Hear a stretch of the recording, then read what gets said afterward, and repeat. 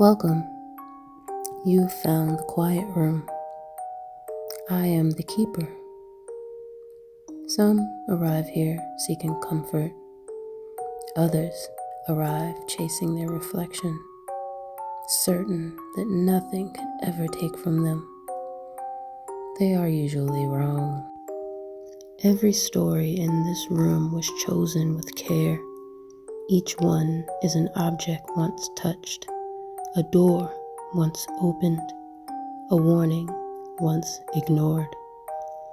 Not everything that looks harmless is, and not everything that shows you who you are is telling the truth. Sit, be still, and whatever you do not look too long. Today's tale comes from Lilith, the shopkeeper of everyday things. The title, Mirror, Mirror. Listen closely.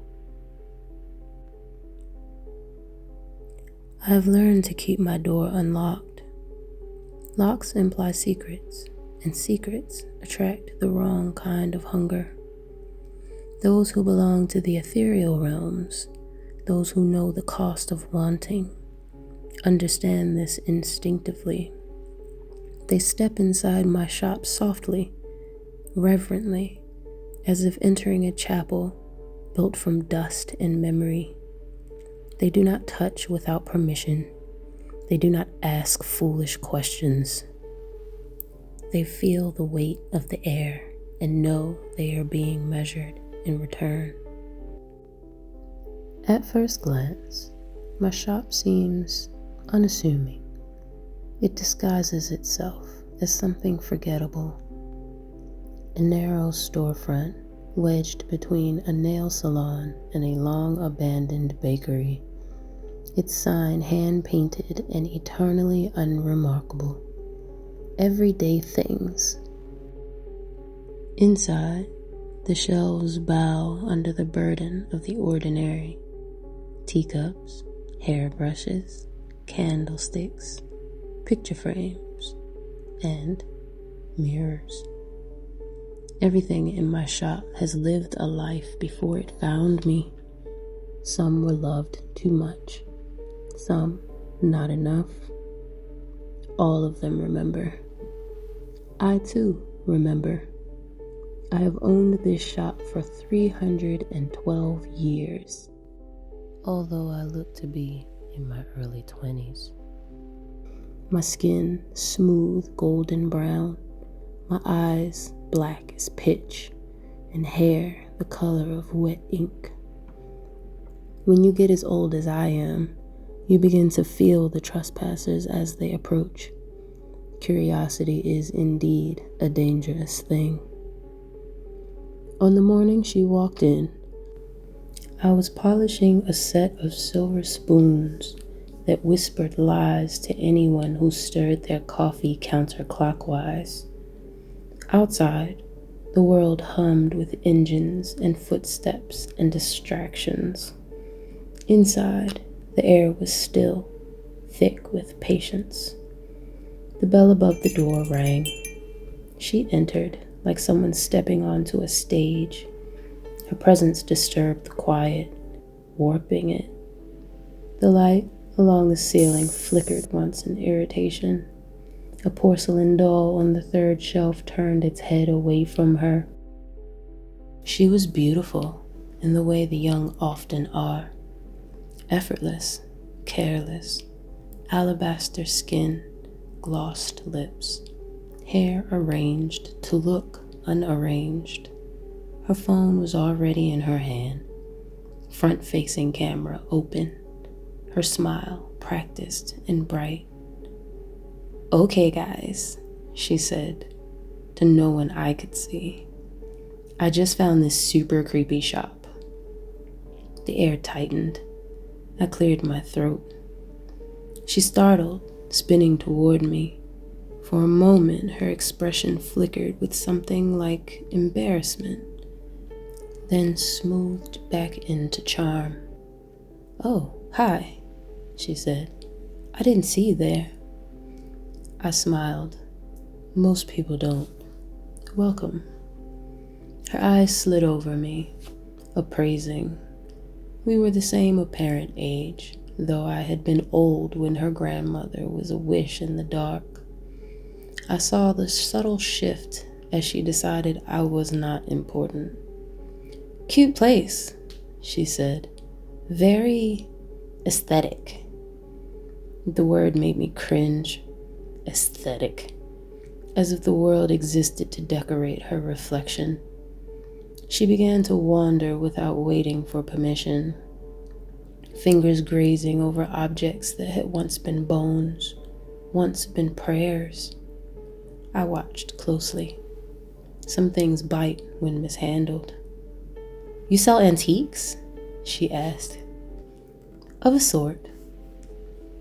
"Everything's so normal." She frowned. "A friend of mine told me about this place. They said it was super creepy. I guess I expected more skulls or something." "The dangerous things rarely announce themselves," I said. She laughed, sharp and dismissive, and moved deeper into the store. I followed at a distance, my pulse ticking softly behind my eyes. Most ignorant patients wandered out quickly, unsettled without knowing why. The shop repels those it does not want. But then she stopped. Her eyes locked on the far wall at the very back. The mirror hung from a hook on the wall, unassuming in its simplicity. Oval, silver frame, slightly tarnished, the glass perfectly clear. It did not glow or hum or whisper. It did not need to. It had learned long ago that vanity does the work for it. "Oh my God," she breathed. She stepped closer, lifting it from its hook. The mirror sighed, a sound only I could hear, like relief. I moved quickly. "That one is not for sale."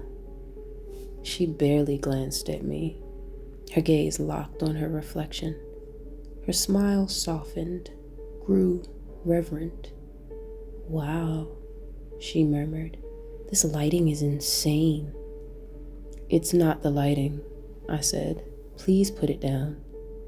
She tilted the mirror, angling her face. The glass caught her perfectly, erasing every perceived flaw, smoothing every insecurity.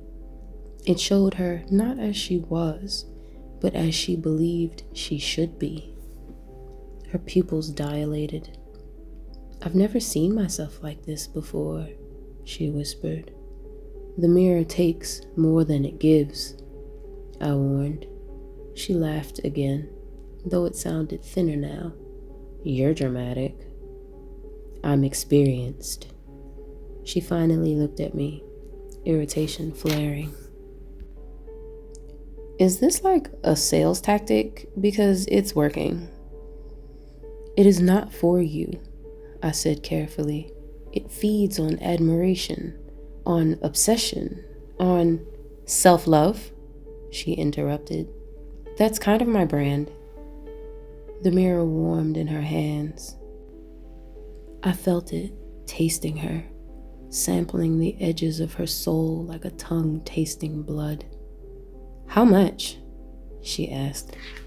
"It will cost you everything," I said. She rolled her eyes. "Okay, fine. How much money?" I named a price high enough that I thought she might put it back and walk away, but she paid without hesitation. As she turned to leave, I tried one last time. "When it begins to ask for more, do not listen." She paused at the door, glanced back with a smirk. "It's a mirror. It doesn't ask." The bell rang. The shop exhaled.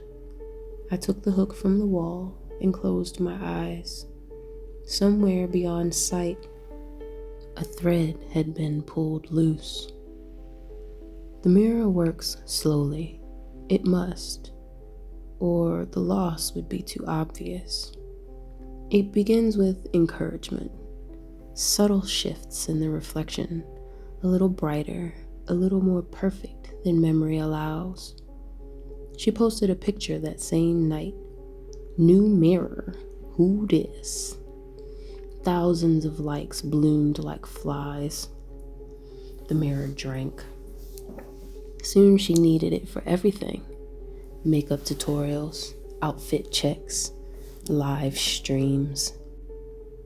She slept with it propped beside her bed, waking to admire herself before greeting the day. Each time she looked, the mirror took something small, a doubt, a fear, a fragment of humility. She felt lighter, freer, emptier.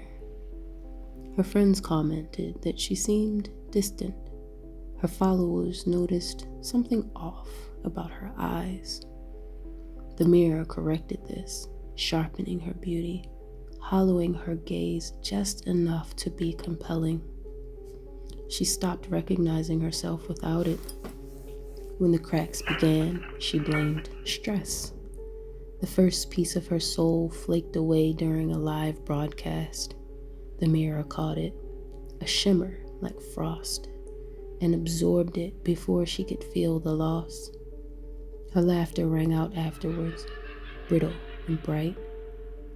Soon, admiration was not enough. The mirror wanted worship. She canceled plans to stay home with it.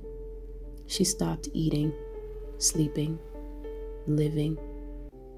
Her world narrowed to glass and self and hunger. The mirror began to whisper, not in words, but in absence. Each time she turned away, she felt diminished, incomplete. She returned to my shop on a gray afternoon, trembling. The bell rang, and I looked up from my book. She was thinner now, her beauty sharp-edged, predatory. Her eyes were wrong, too empty, too reflective. She clutched the mirror to her chest like a child. "You have to fix this," she said, voice cracking. "Please." I stood slowly. "It is done feeding?" She shook her head, tears spilling. "It won't stop. I don't feel real anymore." I touched the mirror's surface. It was warm, pulsing, both sated and greedy all at once. "How much did it take?" I asked. She opened her mouth to answer, then froze. Her body shuddered. A fine gray powder began to fall from her fingertips. "No," she whispered. "No, no, no." She reached for me, leaving smears of ash on the floor. Her face collapsed inwards as the last fragments unraveled, her beauty unable to hold without a soul beneath it. She fell silently, dissolving before she hit the ground. The mirror slipped from her hands and clattered onto the tile, whole and gleaming. I stood alone with the dust. I rehung the mirror and swept what remained of her into a small jar, placing it on a high shelf among the others who had mistaken reflection for worth. Outside, the world continued, hungry and bright. I unlocked the door. The bell waited.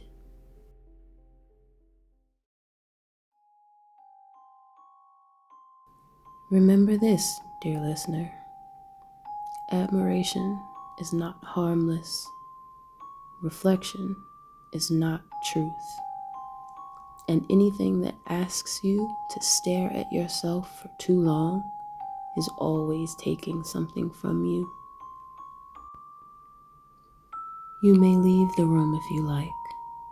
The door is right where you remember it. The quiet room will remain open. I'll be sure to keep the lights on for when you return.